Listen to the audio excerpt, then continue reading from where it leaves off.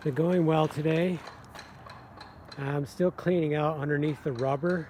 They ran shingles all the way down almost. Well, they did.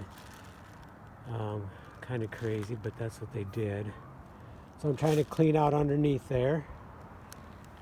Here, I'm going to get it the best I can, but the reality is I'm running out of time.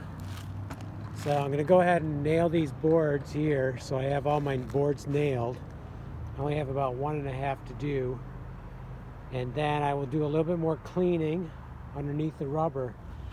And then I need to start putting the aluminum on and wrap it up. It's going to be after dark, so I'm doing this video before I'm done because it's going to be too dark. I'm sure I'm going to be up here with my light on and just going to take my time and get it closed in. It looks like I have to do one full layer, and then I'm going to have to do probably a half layer.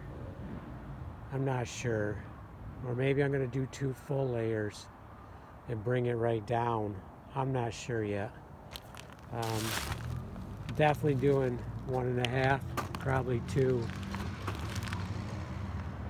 Yeah, that's probably what I'm going to do.